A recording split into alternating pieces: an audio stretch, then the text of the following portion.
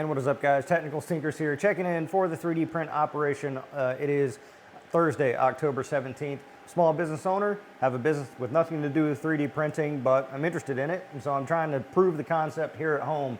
Follow along in this journey, subscribe to the channel. What am I working on today? Well, today should be the last day for the big D20 that's printed all in one go.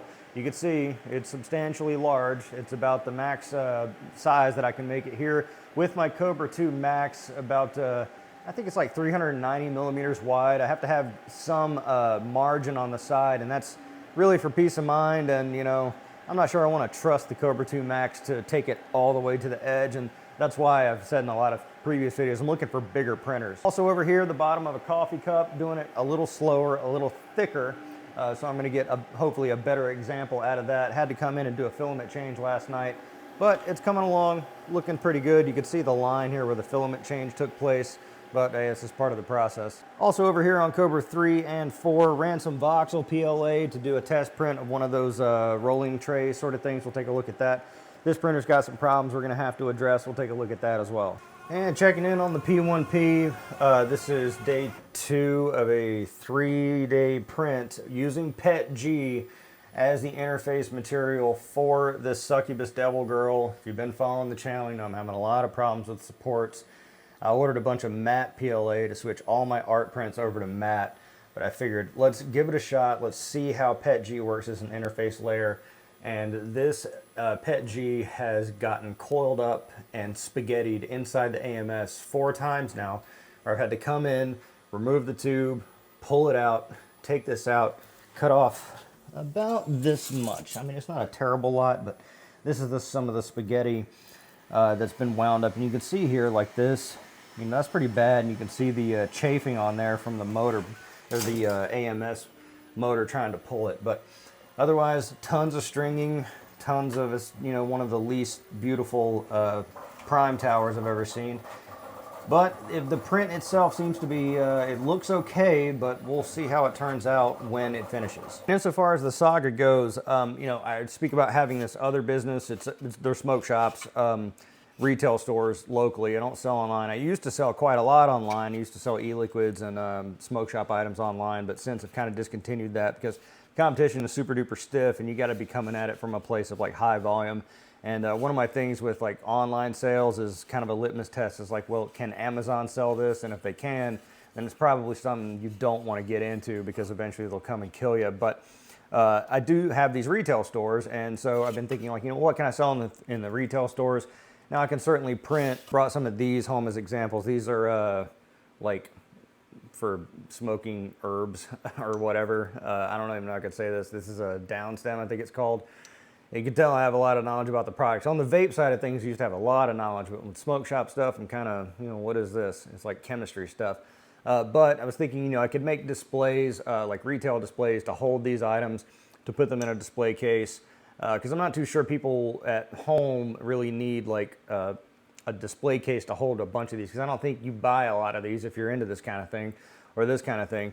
And you can't really print PLA stuff for smoking devices because of the heat generated. You don't want people putting flame to plastic. But I was thinking about something like this, and I showed this in another video, one of these little rolling trays. I just downloaded this design, paid for it, and can't sell it online. But I thought, you know, I could just give these away in my store, because selling it, you know, this costs about $1.50 to print. Not too much, and the product comes out great. You know, it's someone made it. So I thought, well, you know, if I try to sell this, I'm going to end up trying to sell it for like $10. And is anyone really going to buy this for $10? Now it comes with like a little grinder, and this has this little compartment here for you to store your stuff. And this could be scaled up or down. But I thought with how cheap this is, you know, if I could get like even cheaper filament, like something that's, you know, even more bulky, and that $2 mark, that's, you know, based on like, you know, $12, $13 spool of filament. So if I had like a $10 spool of filament, it's even less. But if I get free filament, which I expect here soon, I'm starting to get, you know, vendors hitting me up to, hey, can you review our filament? And I'm like, sure. So that was a welcome email considering my channel size. But I could just print these with, you know, bulk filament or whatever, and just give them away as like a promo thing in the store, and that translates into more positive customer experience, hopefully a return, and you logo it so they, when they're doing their thing, and they're like, oh, where do I get this? Oh yeah, I should go there and buy some more stuff. So that's kind of one of the ideas I'm rolling with now, kind of this subsidiary business, producing things like this and selling it to my other business. It's all the same, it all flows to the same place in the end, but it kind of could serve as a, because we're always buying promo items to give away for free, whether it be lighters or keychains or koozies or any of that other 4-imprint type stuff. But this is more of a customized product relevant to the customer base that's coming in, because how many people out there really want another keychain or a sticker or a coffee mug or a beer koozie? I don't want any of that junk. But this, if you're into this kind of thing, this could be a nice little touch to give away, and at like $1 something in order, and some change to produce. I think that's a kind of a winner. So that's where I'm thinking with that. This voxel PLA as well came out great. Now, obviously, it has a lot to do with the printer settings as well, but that kind of heralded me in as to the problem I'm facing on Kobra 3, because these are the exact same model, exact same settings. I sent it to printer 4 with the voxel. I sent this one to printer 3 with the LU Rapid PLA Plus, and I know the Rapid PLA Plus is not bad filament. And this is the one where I pulled the bamboo spool off a few days ago and crushed it in my hand, and people were saying like, oh, it's this setting or that setting. I think it's something with the printer though, because same printers, same setting, everything's 1 for 1 except the filament. But I've done another one of this on the bamboo with the same filament, and it came out perfect, just like this voxel. This voxel is supposed to be good filament, but I think I got a problem on Kobra 3 because, again, same settings, same infill, layer adhesion is total dog shit, and look at this finish. I think that's just too much heat. That I should not be able to do that. I mean, that's 15% infill. I could probably break this because I'm really super duper strong, but that's just not happening here. This is good layer adhesion. This is disintegrating into a pile of nothing. Wow. So I think I have some issues on Kobra 3. So that's the name. I mean, you can tell, that's, what was that, 25, 30% infill? Maybe a little less? It's gotta be 20 at least.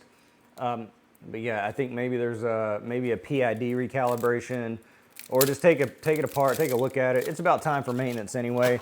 And I've worked that into my sort of daily thing. It's like a monthly sort of thing. Because I don't track the hours on the machines. It's just too difficult to try to keep track of every single one's hours, especially if I'm resetting them.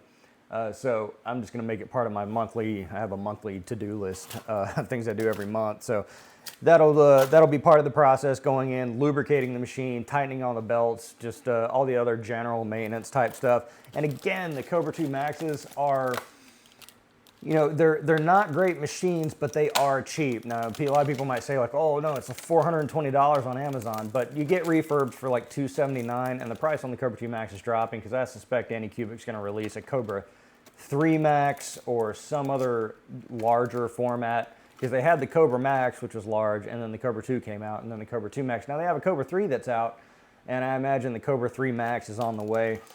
So, it's like, I don't have high expectations of these machines. I understand that, what I put them through, they're not really designed for that sort of long-term high-hour usage. So things like this is going to occur, and that's again ultimately why I'm looking at getting a larger machine. Maybe pull the trigger on a Tronxy, or maybe I feel like I'm this close to pre-ordering an Orange Storm Giga, just to be able to print ultra large stuff. Like, if I had an Orange Storm Giga with an 800 millimeter wide build plate, this is like 390. So, double this in size, twice as large. And I don't think anyone's putting out a D20 cube that large.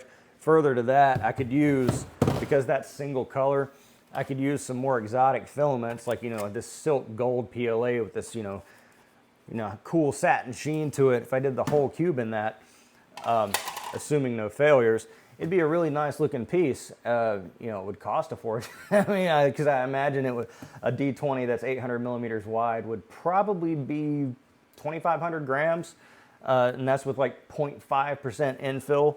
And the larger it is, I feel like I probably have to up the number of wall loops to maintain the rigidity of the piece, because it's just so big and cumbersome. And you know, if someone buys it, they're gonna go rolling it across the floor. So I'd probably have to up the wall loops to, like, I don't know, 6, 7, 8, just in order to get it to work. So there's that there. The other thing too is that I do expect to receive my larger nozzles today. So printing these big things, they take a long time.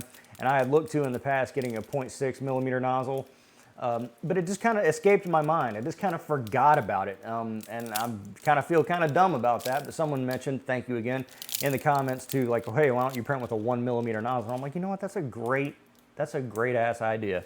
So I got a 0.6, a 0.8, and a 1.0 millimeter nozzle coming today. I have to up the volumetric flow. I'll have to look into what that volumetric flow really is. But I know the Kobras can generate enough heat to do it. And that should greatly reduce the amount of time it takes to print some of these super large things, which ultimately means that the machines are free for longer, and that I could probably charge less if I wasn't as concerned about it, if I can get the settings dialed in. So that's what's going on with the 3D print sort of thing today. Again, I appreciate all the comments and engagement, good or bad. I'm just glad that you're here following me along on this journey. Let me know what you want to see in the comments below. Be sure to like the video and subscribe for more content like this. I'm the Technicals. See you next time.